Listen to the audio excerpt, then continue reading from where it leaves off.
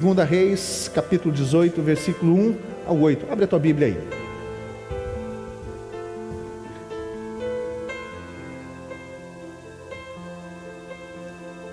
Segunda Reis, capítulo 18, versículo 1. Diz o seguinte: no terceiro ano do rei Nado de Oséias, filho de Elá, como rei de Israel, Ezequias, filho de Acás, se tornou rei de Judá.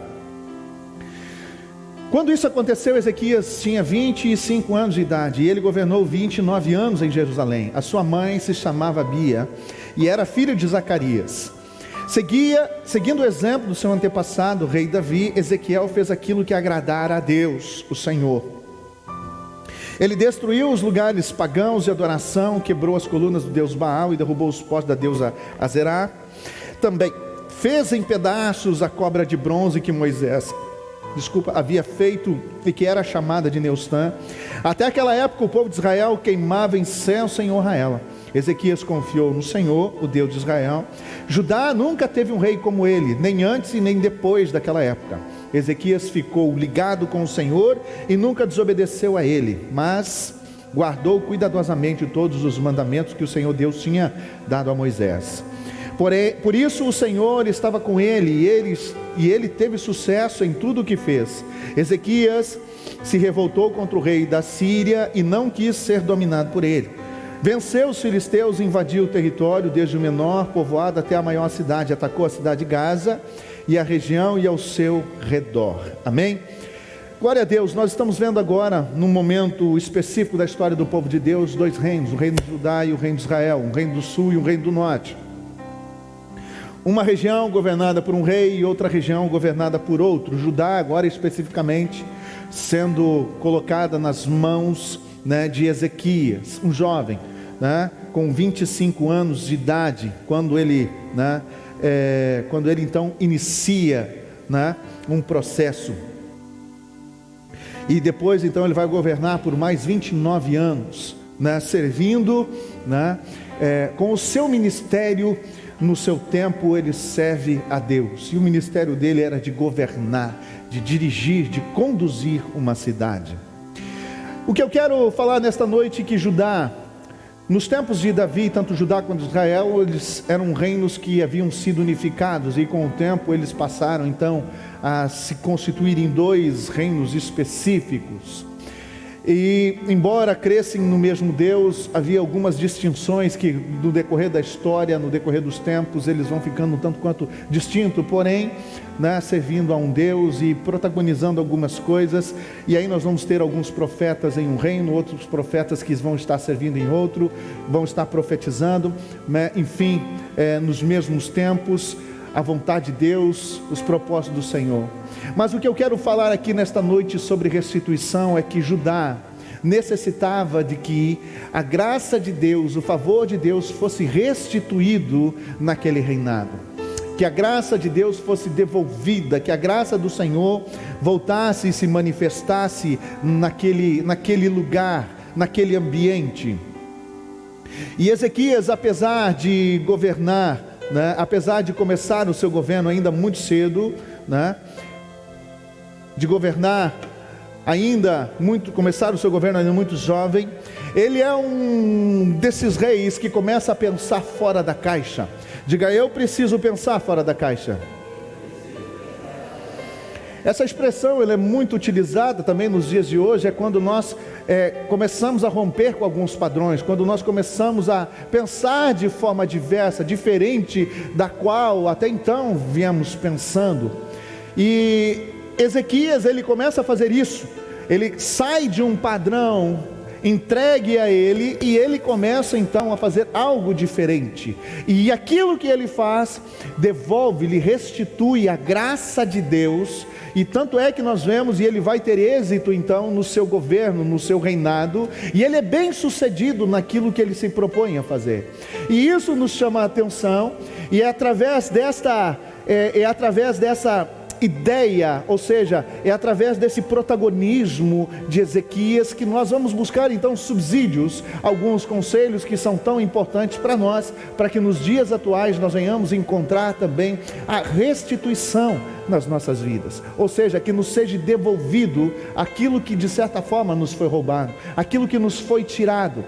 Restituição então significa trazer de volta aquilo que nos foi tirado de forma indevida. E a ideia que eu gosto muito de trazer nesse sentido é através da experiência de Jó. Logo no primeiro capítulo nós vemos ali que o Satanás ele foi lá e avançou-se nas coisas que eram de Jó e tirou tudo. E no capítulo 42, no finalzinho do livro de Jó, nós vemos Deus, quando Jó começa a orar para os seus amigos, a palavra de Deus nos diz que ele restituiu, ou seja, ele devolveu aquilo que era de Jó 2 vezes. Tudo que Satanás tirou, Jó recebeu da parte de Deus duplicado. A Bíblia diz que ele já era um homem rico, abastado, mas quando Deus entrou em cena para lhe devolver, Deus acrescentou duplamente tudo aquilo que o inimigo havia usurpado, tirado. E esta é a ideia de restituição.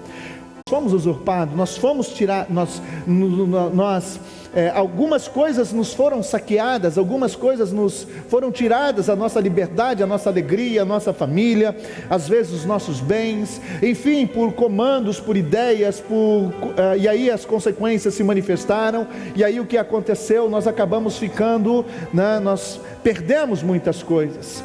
Mas estamos num tempo muito propício, estamos num momento da nossa história cujo qual o desejo de Deus é de se manifestar de uma forma muito intensa. E é por isso então que nós vamos nos espelhar, baseado nesta história tão interessante do rei de Judá, que devolveu a este lugar a presença de Deus, e com a presença de Deus o favor do Senhor.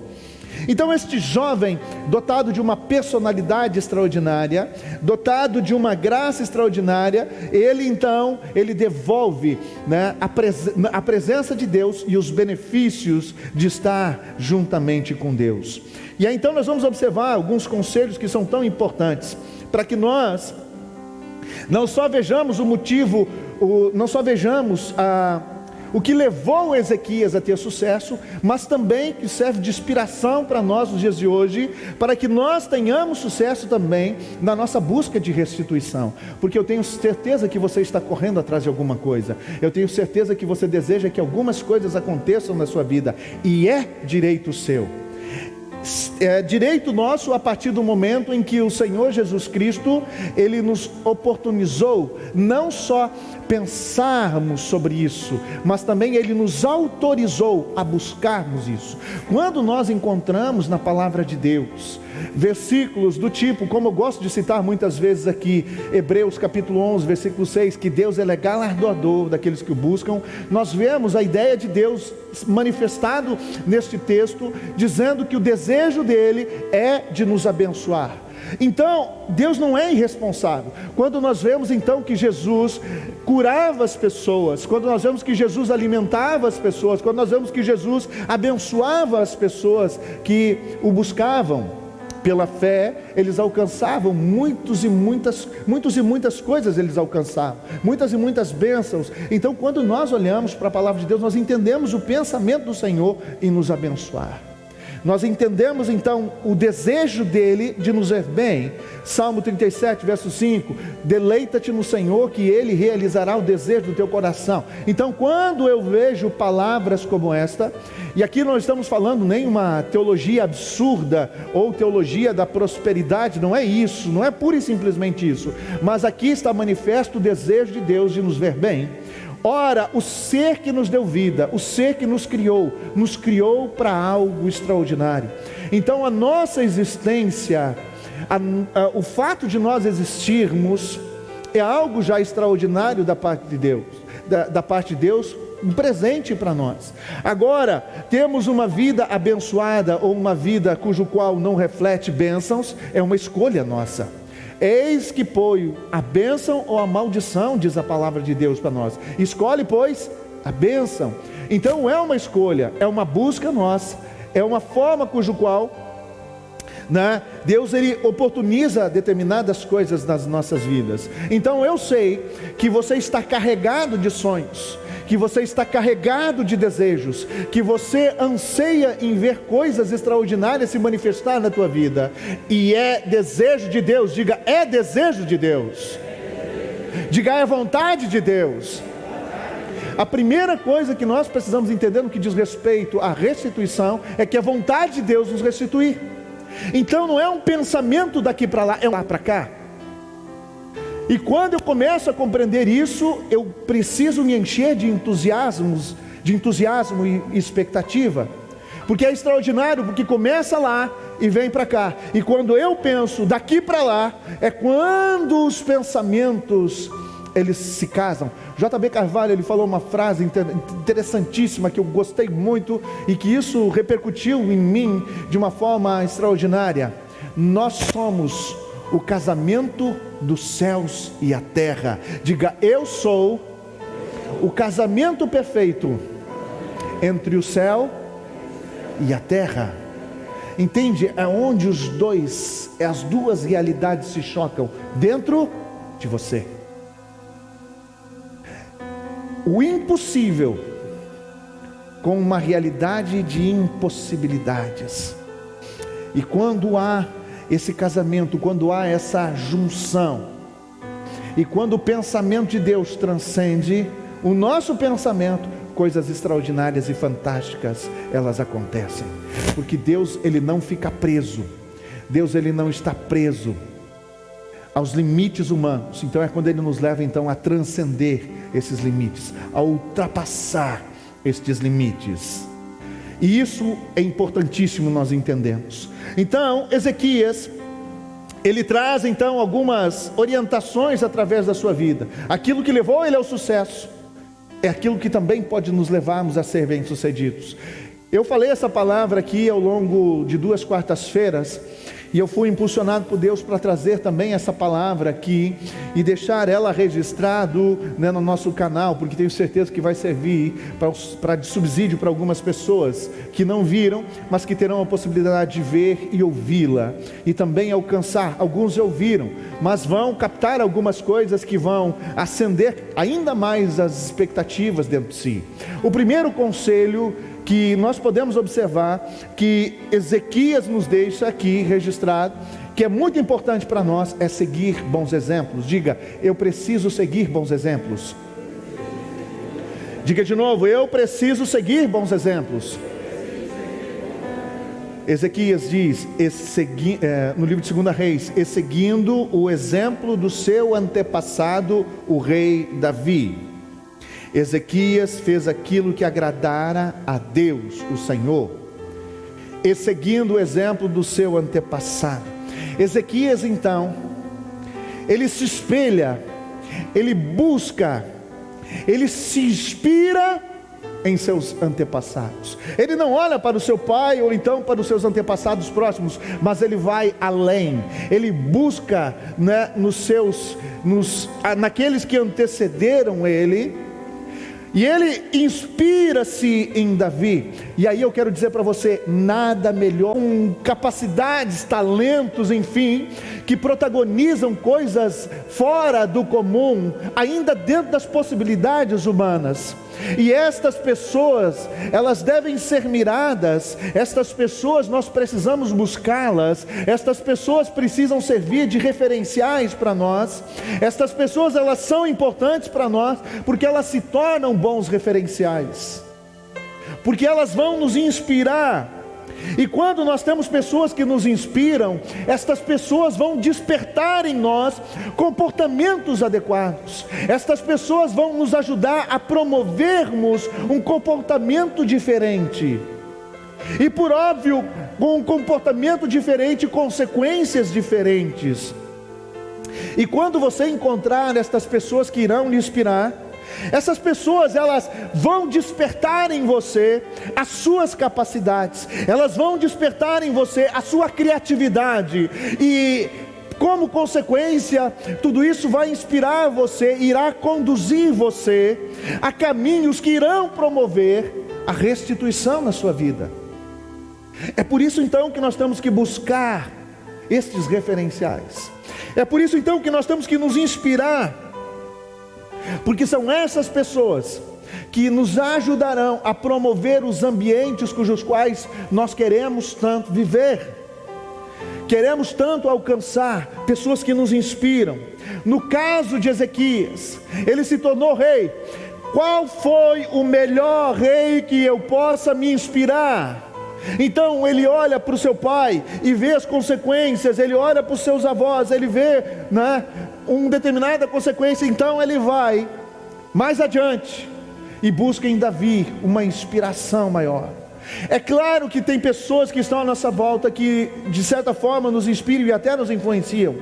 Você precisa saber que você é resultado de 5 pessoas que influenciam diretamente. As 5 pessoas que mais você convive são pessoas, né, que de certa forma irão afetar a sua vida. Você é o resultado dessas 5 pessoas, de certa forma. É como se diz, nós somos a média dessas 5 pessoas que nos influenciam. Você pode observar, você procura aí as pessoas que mais você tem contato no seu dia a dia, e veja se no seu comportamento você não encontra características dessas pessoas. Se você não vai encontrar ou poucas ou, né, mas você vai encontrar muitas ou poucas ou muitas dessas características em você. Pode observar quais são as 5 pessoas que mais você convive. Dentro dessas 5 pessoas, observe as características delas e veja se essas características elas não estão entrelaçadas às suas, nos seus comportamentos. Estão, ou pouco, um pouco, ou então em muito. E nós nos relacionamos com essas pessoas, próprio, por causa dos gostos que nós temos, dos valores, das ideias, da educação, enfim, do ambiente cujo qual nós fomos inseridos. Então nós mantemos uma boa convivência. Nós mantemos, né, um relacionamento um tanto quanto adequado. Essas pessoas então que estão à nossa volta, elas nos fazem pensar, elas nos ajudam nas nossas decisões, elas também influenciam na nossa autoestima. Agora, por vezes, essas pessoas cujos quais nós lidamos diretamente, às vezes são pessoas que talvez não tenham como é que eu posso dizer, uma capacidade fora do normal, que talvez pudesse nos servir, né, como uma inspiração. Muito embora você tenha pessoas sim que lhe inspiram à tua volta, na sua fé, na sua forma de ser, na sua integridade, no seu trabalho, na sua dedicação, como venceu, enfim. Sempre nós podemos tirar o melhor de tudo e de todos que estão à nossa volta. Isso é fato, é só nós sabemos olhar com a perspectiva correta, não ser tomado muitas vezes pelas emoções. Nós podemos sim encontrar muitos subsídios à nossa volta, porém às vezes nós não temos o privilégio de estar na convivência de um Einstein da vida, né? Ou de um Bill Gates, ou, né, enfim, de alguns desses protagonizadores que ao longo da história fizeram coisas extraordinárias, em Ford, enfim, que hoje existem livros e mais livros, e nos dias atuais também personagens, homens, mulheres, que ajudam a escrever a história de uma forma distinta, diferente, e que produzem um brilho todo especial. Mas quando nós não temos isso, o que vai funcionar é justamente nós buscarmos esses referenciais. Ou eles podem estar no nosso tempo, ou eles também podem estar um pouco mais no passado. E quando nós vamos para o passado para edificar as nossas vidas, isso é muito bom. O que eu não posso fazer é mexer nos infortúnios que aconteceram no passado, das coisas ruins, e trazer para o meu presente. Mas quando eu vou para o passado, não só no meu, mas no passado da história, e busco bons referenciais, isso é salutar, isso é bom. Então quando você examina, quando você busca nesses ambientes, nesses lugares, né, referenciais, esses referenciais lhe ajudarão. Se você tem o privilégio de conviver com pessoas fora de sério, diga glória a Deus, porque isso é um privilégio. E é claro que sim, nós temos pessoas fora de sério no nosso tempo. Então o que você tem que fazer é justamente buscar estas pessoas que vão lhe servir de referenciais, que vão lhe servir de inspiração, que vão colocar você num outro patamar, numa outra condição, num outro ambiente, com uma outra mentalidade, com outro tipo de pensamento, com uma outra forma de ver o mundo, de pensar. Ah, pastor, eu não tenho essas pessoas de uma forma direta, 5 pessoas que vão me influenciar de forma positiva. Ok, talvez a grande parte de nós não tenha, mas então, amplifique isso. Veja se no teu tempo, as pessoas que lhe são contemporâneas, quem são essas pessoas fora de série? Quem são as pessoas da sua geração, que estão fazendo a diferença? Ah, eu quero crescer em tal área, então busca referenciais nessa área, observa em tal área quem são aqueles que estão protagonizando. Então eu quero dizer, busque 5 referenciais, para que você possa se inspirar. Agora, a título de exercício, busque, investigue, capte esses 5 personagens que ajudarão você. Observe 5 pessoas, e ao longo dessa semana você faça isso. Busque 5 pessoas nas áreas em que você deseja se destacar, nas áreas em cujos quais você, olha, eu quero crescer nessa área, eu quero avançar nessa questão. Então você vai mirar essas pessoas. Bom, quando você identificá-la, o segundo passo que você tem a fazer é buscar nessas pessoas as características delas, identificar as características que levaram essas pessoas ao nível que elas estão, aonde elas chegaram. Identificado essas características, o que você tem que fazer é trazer essas características para a sua vida. É quando então você vai pegar, fulano é um estudioso, e eu quero crescer no conhecimento. Então você encontrou em fulano a característica que você quer crescer do que diz respeito ao conhecimento. Então o que é que fulano está fazendo para crescer no conhecimento? Então ele estuda, ele é dedicado, ele corre atrás, ele lê bons livros, ele lê autores que são referências para o conhecimento que ele está buscando. Então o que você tem que fazer é a mesma coisa. Você tem que buscar, as características. Só que você não é só olhar e observar, você tem que fazer é aplicar na sua vida, e isso de forma instantânea, de forma imediata. O que tem que se parar nesse momento é, amanhã eu faço, mas é trazer para o seu hoje. Então, o que você faz? Você vai buscar pessoas que me inspiram, você vai identificar nas áreas da sua vida, eu quero ser restituído, eu preciso ser restituído na minha vida em determinadas áreas. Olha, está faltando isso, está faltando aquilo, o inimigo tirou isso, o inimigo tirou aquilo. Então eu vou buscar referenciais. E aí nas áreas que eu quero então ser restituído, eu vou buscar esses referenciais. E aí então eu vou me espelhar nele, eu vou encontrar as características que o levaram, as qualidades que o levaram a estar nos níveis que ele está. E aí então eu vou trazer essas características para a minha vida, para o meu cotidiano. E isso de forma imediata, para que você então possa alcançar os benefícios. E aí o que você vai fazer é gastar tempo, é gastar energia, buscando fazer o que essas pessoas fazem. Nós temos que tirar a nossa mente de pessoas que não são bons exemplos. Nós temos que tirar a nossa mente de pessoas que não são referências. Nós temos que tirar a nossa mente de pessoas que não inspiram, de pessoas que prejudicam, de pessoas que de certa forma nos levam para baixo. Nós temos que parar de olhar para pessoas que são problema.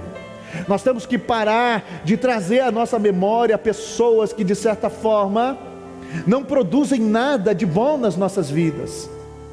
Nós temos que parar de gastar energia, seja energia física ou seja energia intelectual, pensando e falando de pessoas que não produzem mais absolutamente nada na nossa vida. Mas sim, você tem que gastar energia, você tem que gastar a sua energia física, você tem que gastar a sua energia psicológica, procurando promover aquilo que estas pessoas que são referenciais das áreas cujos quais você deseja alcançar, para que lhe inspire, para que leve a uma condição diferente, a um nível diferente. Porque se você quer crescer, se você quer algo diferente na sua vida, você precisa buscar estes referenciais. Amém? Está entendendo? Amém? Diga amém. Diga glória a Deus. Agora você precisa aplicar. Você precisa trazer isso para a sua vida. Porque do contrário, você vai dizer: Deus, minha vida continua desse jeito, as coisas continuam dessa forma e nada muda. Nada muda porque as suas atitudes continuam as mesmas. Agora, quando as nossas atitudes mudam, porque de certa forma eu estou observando pessoas distintas, pessoas diferentes, é que então eu consigo começar a sair da caixa, porque eu começo a pensar de uma forma diferente. Existem pessoas que consomem as nossas energias. Existem pessoas que por vezes permeiam a nossa mente, que gastam a nossa energia mental. E não sai, e nós não saímos dos ambientes cujos quais nós estamos, mas precisamos não pensar mais nesse tipo de perfil, e sim naquilo que faz a diferença. Ou seja, eu vou buscar pessoas que vão me inspirar, porque as pessoas que inspiram, guarda isso, são pessoas que vão tornar você mais criativo, vão tornar você mais capacitado, vão tornar você um ser melhor, porque elas vão levar você a um novo patamar, a um novo momento da tua história, a um novo instante. Se não está à tua volta, deve estar dentro da tua geração. Então busque. Eu quero crescer em Deus, ministerialmente falando. Busque esses referenciais. Veja o que eles fazem, quanto tempo de oração, quanto tempo de estudo, quanto tempo. Eu quero ter uma célula grande. Veja quais são as pessoas que estão à tua volta e que têm célula grande. Então veja o que ele faz, como ele se dedica, como ele faz as coisas. Nós temos que parar de olhar para o lado e ver aquele que não tem, e absorver aquilo que o outro tem, de que não é bom, e eu trago para a minha vida. Não, eu vou olhar para quem é bem sucedido, ver o que ele faz e traz isso para a tua vida. Esforça-se, gasta energia nesse aspecto, gasta o teu tempo, consuma os teus neurônios com isso, que vai valer muito a pena. Segundo conselho de Ezequias, porque Ezequias ele vai gastar a sua energia olhando para trás para Davi, um bom referencial. O que Davi fez?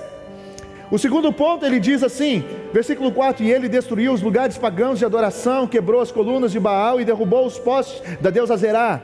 Também fez em pedaços a cobra de bronze que Moisés havia feito e que era chamada Neustã. Até aquela época o povo de Israel queimava incenso em honra a ela. Segundo conselho que Ezequias nos dá, para ter êxito e ser bem sucedido: determinação para vencer o pecado. Diga: determinação para vencer o pecado. Diga mais forte: determinação para vencer o pecado. Diga: eu preciso ser determinado. Pecado prende as pessoas aos caminhos que os levam a repetir os mesmos ciclos na vida. Os pecados é isso aí. O pecado faz com que as pessoas fiquem presas a esses caminhos para repetir os mesmos processos. É como se fosse uma recuperação. Quem gosta, né? Eu tive a infelicidade de repetir um ano na escola. No finalzinho, lá na recuperação, peguei catapora, não pude ir, tomei lenha. E aí tive que repetir, acho que a 5ª série. Tudo de novo. Aí eu tinha os meus colegas logo mais à frente, indo à frente, e eu já não fazia mais parte daquele grupo. Não é bom repetir processos. Determinação para vencer o pecado. O pecado, dentro do contexto judaico-cristão, é toda infração com relação aos ordenamentos de Deus. Aquilo que Deus diz para fazer e que não se faz, se torna pecado, porque a pessoa então infringe, né, de maneira deliberada, não fazer aquilo que Deus disse para ser feito. Então, como consequência, o pecado, ele produz ruptura, ele produz separação, ele produz distanciamento de Deus do homem. E o que nós temos que aprender a fazer é não produzir esse efeito, e sim a aproximação justamente daquele que tem poder para restituir. O restituidor tem que estar próximo de nós, e esse é Deus. E por óbvio, não desobedecer, não pecar. E no caso de Judá, o pecado de Judá se configurava na violação da quebra de 2 mandamentos. O primeiro, amarás o Senhor teu Deus sobre todas as coisas, e o segundo mandamento é: não fará para ti imagem de escultura. Então, quando Ezequias vai lá e começa a romper, ele quebra e destrói os altares dos deuses pagãos que estavam recebendo adoração, como Deus Baal, como a Neustã, a Zerá, que estavam ali recebendo adoração indevida. E o pecado dele se configurava disso. Porque é que Deus disse: não, amarás a Deus acima de todas as coisas. E quando ele diz: não farás escultura de imagem nenhuma, e a elas prestará culto, por que é que Deus estava dizendo isso? Olha o que diz o Salmo 115. O Salmo 115 diz: eles têm boca, mas não falam, têm olhos, mas não veem, têm ouvidos, mas não ouvem, têm nariz, mas não cheiram, têm mãos, mas não apalpam, têm pés, mas não andam, têm garganta, mas deles não sai som algum.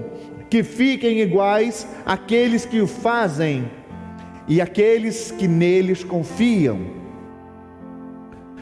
Quando Deus, através de Moisés, dá um comando, escreve isso como registro, porque isso aqui será um proibitivo, porque traz implicações, porque traz consequências. E quando há um mandamento de Deus, o mandamento de Deus serve para evitar então justamente as consequências destrutivas, que no caso aqui do Salmo 115 é a consequência dos mandamentos em Êxodo capítulo 20, dessas 2 infrações que Israel, no caso Judá, que o povo de Deus estavam cometendo contra Deus, e por isso da ausência de Deus. Isaías 59, 1 e 2 diz: acaso os meus ouvidos estão agravados e meu braço está encolhido, para que não possa lhe escutar? Mas os vossos pecados e as vossas iniquidades fazem divisão entre vós e o vosso Deus, e impede que ele vos ouça. Então nós temos que observar, quando Deus diz não, é porque produz uma consequência. A criatura não é maior do que o Criador. Isso é uma premissa básica no relacionamento com Deus. E agora, quando Deus está dizendo: não façam isso, que imagem é que nós podemos dar para Deus? Como é que nós podemos formatar Deus e tornar Deus a imagem da criatura, ou de algo que Deus criou? Como é que eu vou transformar Deus num bezerro de ouro e adorar a Deus numa forma de um bezerro? Como é que eu vou caracterizar Deus? Da perspectiva humana, Deus diz que o homem é a imagem e a sua semelhança, mas a imagem e semelhança de Deus não nos dá autoridade para o homem produzir, tentar reproduzir a imagem de Deus. E quando o homem faz isso, ele está pecando. Por que ele está pecando? Porque Deus diz que pessoas que assim o fazem vão se tornar insensíveis, porque tais esculturas, tais imagens, tais situações vão reproduzir seres que têm boca, mas não falam, que têm olhos, mas não veem, que têm ouvidos, mas não ouvem, que têm mãos, mas não apalpam, que têm pés, mas não andam, som nenhum sai da sua garganta. E as pessoas que o fazem se tornam insensíveis. Há então a insensibilidade, e junto com a insensibilidade aquilo que nós chamamos de escravidão espiritual. A orientação de Deus ela é pertinente, porque personificar e adorar, prestar culto, reverenciar, a consequência era a produção de insensibilidade humana e insensibilidade espiritual, tornando-as reféns daquilo que está por detrás, daquilo que está recebendo adoração. É onde por vezes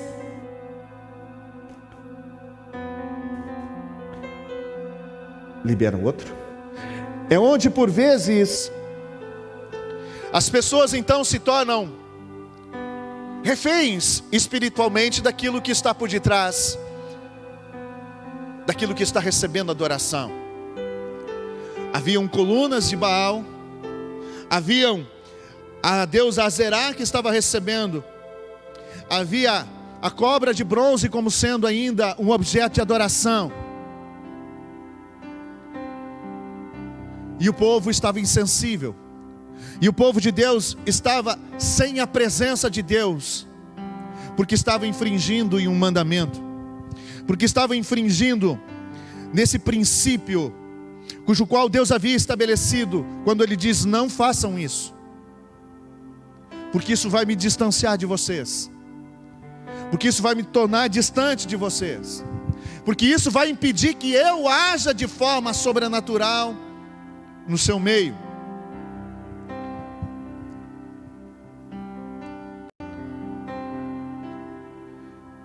Toda adoração indevida rouba o protagonismo de Deus.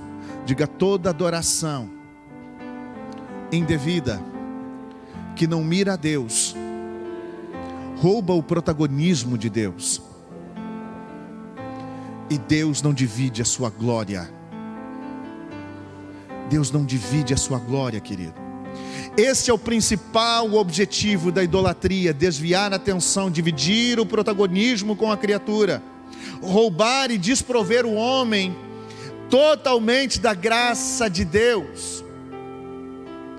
É por isso então que Deus ele está dizendo,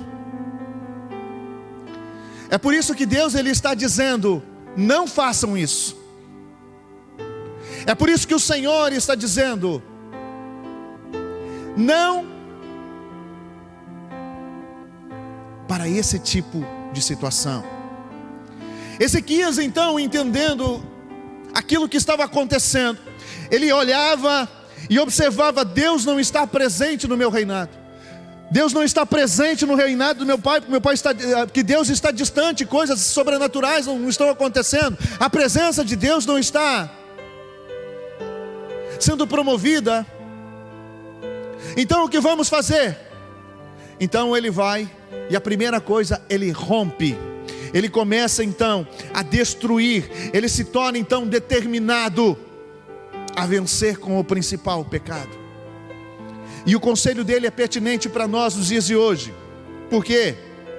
Porque nós temos que também, da mesma forma, destruir tudo aquilo que impede a real presença de Deus na nossa vida. Diga: eu preciso destruir tudo aquilo que vai ser um empecilho da manifestação do restituidor na minha vida. E você precisa ser determinado a isso.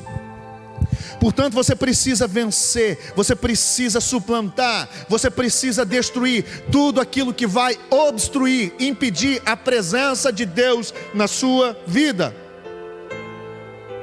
Precisa acabar com o orgulho, precisa acabar com a vaidade, precisa acabar com a falta de perdão, precisa acabar com a mentira, precisa acabar com tudo aquilo que de certa forma será um limitador da presença plena de Deus na sua vida.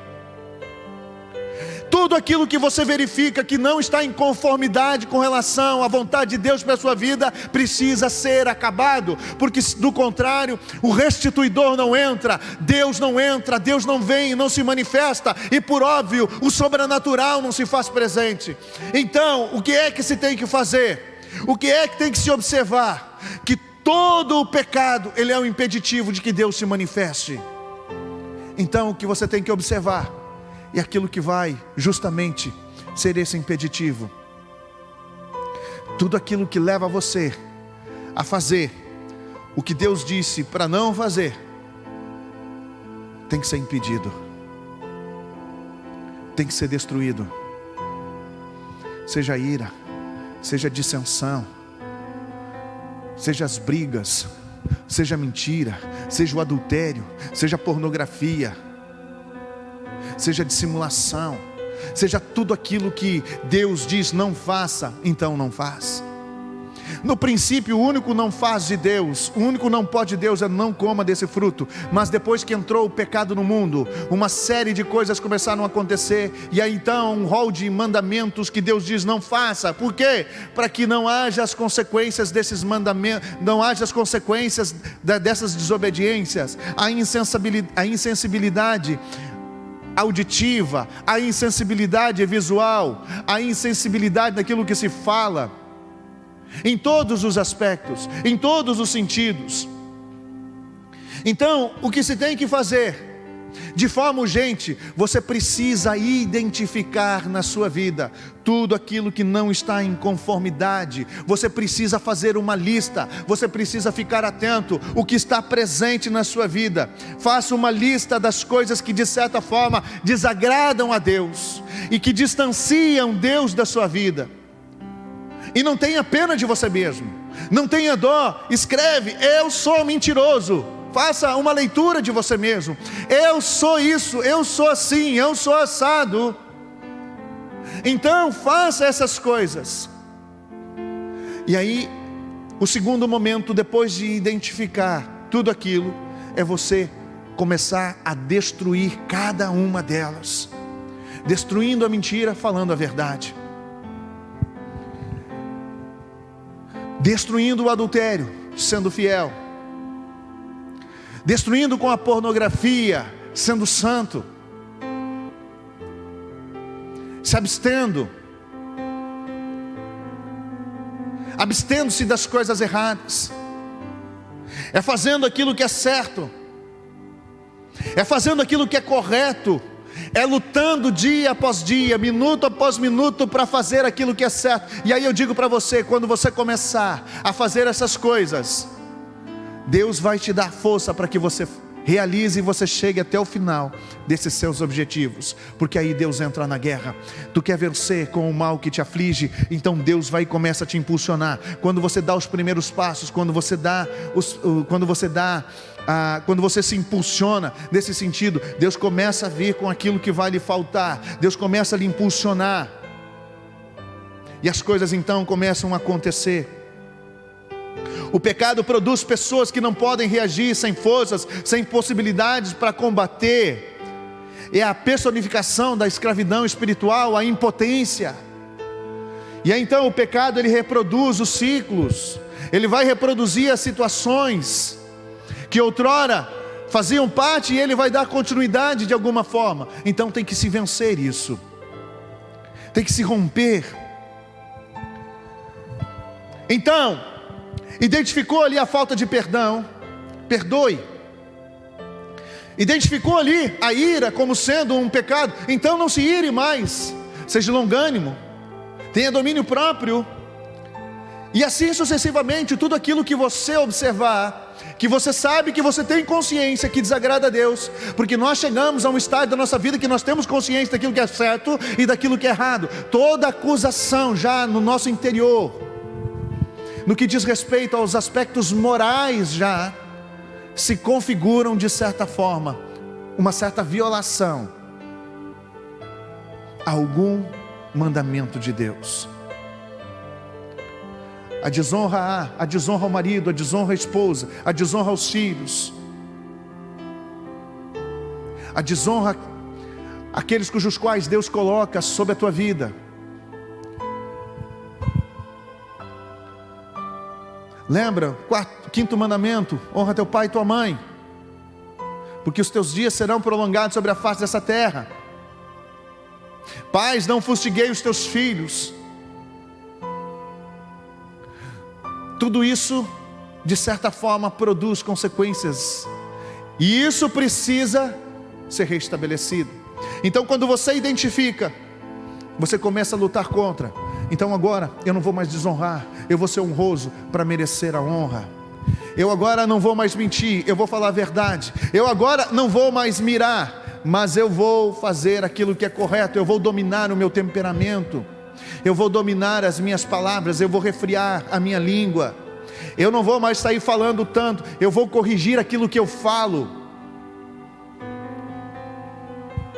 Terceiro ponto: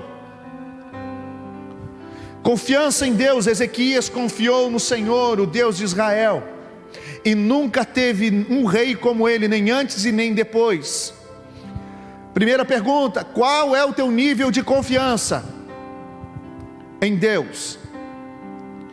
Confiança é um sentimento de segurança ou a firme convicção de fé que alguém tem relativamente a outra pessoa ou algo. Também se trata de presunção de si próprio e de uma característica que permite levar a cabo coisas ou situações de normas difíceis. No que diz respeito à confiança em Deus, é que na maioria das vezes nós observamos a nossa volta e o padrão de confiança é estabelecido de forma horizontal, quando deveria ser de forma vertical. O primeiro ser no que diz respeito à questão da confiança deveria ser Deus e deve ser Deus. Agora entenda uma coisa: como você pode se tornar também digno de confiança de alguém? Porque veja bem, confiar em Deus, quando os nossos padrões de confiança estão distorcidos, acaba sendo difícil, porque confiamos, desconfiamos. E aí então nós temos que fazer algumas leituras com relação a isso. Como que alguém se torna digno de confiança de outra pessoa? A confiança entre duas pessoas é determinada pela capacidade que elas têm de prever o comportamento uma da outra, com base em experiências passadas que corroboram um padrão esperado de valores compartilhados, percebidos como compatíveis. Ou seja, o padrão de confiança, a confiança ela é aumentada a partir do comportamento, das coisas que se observam, das coisas que estão delineadas pela convivência entre os seres. É ali que então vai surgir a confiança entre um e outro. Então não há como ter uma confiança em Deus plena se não há relacionamento com Deus. Há um pecado comum quando as pessoas cometem, e aí volto para o segundo ponto que eu estava falando, que diz respeito à determinação para vencer o pecado. Um pecado comum que as pessoas cometem é Oséias 4:6. Os cristãos cometem, melhor dizendo: o meu povo peca porque lhes falta conhecimento. Quando eu não busco, quando eu não leio, quando eu não oro, quando eu não busco a Deus, automaticamente eu estou pecando. Porque ao invés de estar oferecendo o meu tempo para Deus, eu ofereço o meu tempo a qualquer outra coisa. Então, de repente eu estou adorando algumas coisas, eu estou referenciando.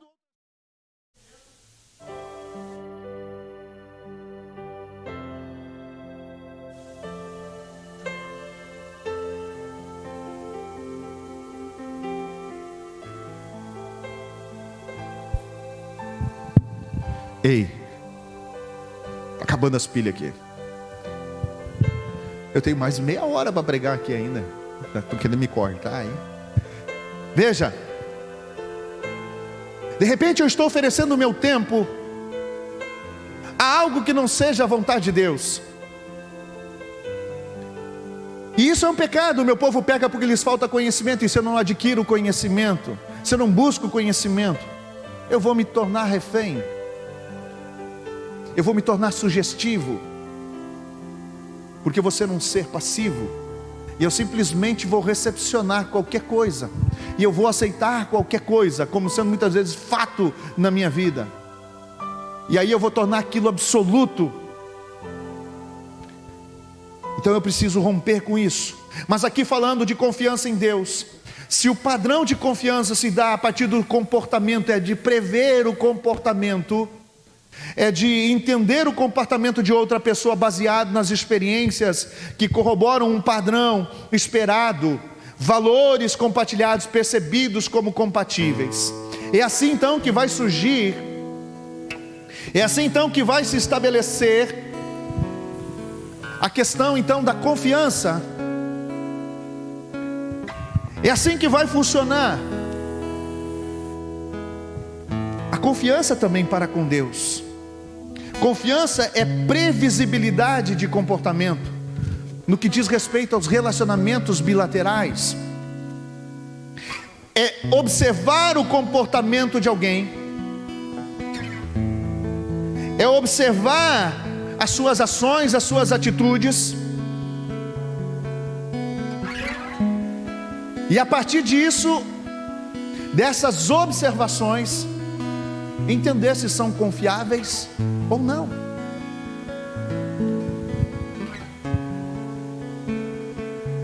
É quando nós observamos no próximo se ele tem os mesmos valores que nós temos, valores e padrões aceitáveis que nós aceitamos. Porque quando nós vamos delegar alguma coisa, quando nós vamos colocar em suas mãos alguma coisa, a expectativa é de que essa pessoa faça exatamente como eu faria, porque as tuas expectativas são assim, é de receber de volta aquilo que de certa forma você espera. E aí então nós estamos falando de confiança, porque à medida em que você confia em Deus, Deus também confia e deseja confiar. Diga em mim, diga em mim. Como determinar se alguém é confiável? Observe seu comportamento, veja como ele age, veja como ele fala, veja como as coisas funcionam. Ouça-os, se comunique com eles, observe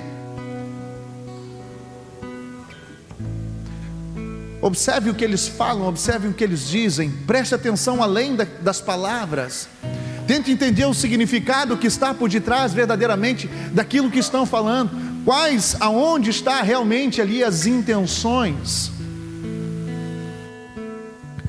Veja se eles são capazes de confiança a partir da sua capacidade de cumprir com as suas promessas.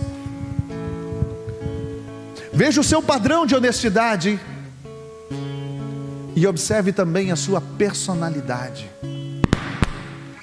Observe essas características para ver se alguém é confiável ou não. Observe seu comportamento como um todo.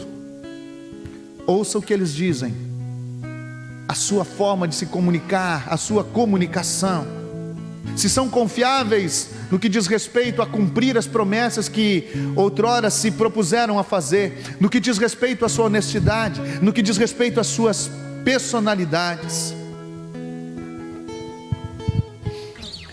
E agora, no que diz respeito a trazer o restituidor nas nossas vidas, na sua vida de forma específica, quais são as ações que você pode fazer hoje para se tornar ainda mais confiável a Deus? Porque veja bem, confiança em Deus. Ezequias confiou ao Senhor. No capítulo 20 de 2 Reis vai acontecer um fato interessante. Ezequias ficou doente, e a doença ia levar à morte. Mas aí então, quando ele ouviu aquilo, ele vai para o seu quarto e chora e ora ao Senhor. Ele diz: eu fiz tudo aquilo que lhe agradava. Então Deus olha para o histórico dele e diz assim: Isaías, volte lá para Ezequias e diga para ele que eu estou acrescentando mais 15 anos para a vida dele, porque aquilo que ele falou é o seu rastro, é o seu comportamento, porque ele foi confiável. E se ele foi confiável, eu vou confiar a ele mais 15 anos de vida. Ezequias respeitou as alianças. Ezequias ficou ligado com o Senhor e nunca desobedeceu. Aí nós temos o exemplo da aliança dos casamentos. E aí a primeira pergunta é que nós devemos fazer no que diz respeito a isso. Veja, é como eu honro com as alianças, é como eu me comporto com os acordos que eu faço. É como eu encaro tais situações. Hoje, os acordos são firmados por um advogado que é especialista no que diz respeito a contratos. Então um advogado, ele vai lá e ele estabelece uma série de cláusulas para os dois agentes que ali estão firmando um pacto. E esses contratos e essas cláusulas são firmados em códigos, em normas, para dar legitimidade Aí o que acontece? Os dois assinam e eles vão então a um cartório. E ali, quando recebe a certificação do cartório, há legitimidade àquele pacto. Então os dois ficam presos. Mas antigamente, queridos, e o nosso relacionamento com Deus não é com papel. Os acordos que nós fazemos com Deus não é com papel. Os acordos com Deus é o nosso sim e o nosso não. É o nosso não, vou fazer aquilo que Deus me diz e me orienta a não fazer. E é o sim, Senhor, eu vou fazer aquilo que tu diz que eu tenho que fazer. E é o sim e o não que tem que nortear, é o sim e o não de Deus que devem nortear o nosso padrão de aliança sobre a face desta terra.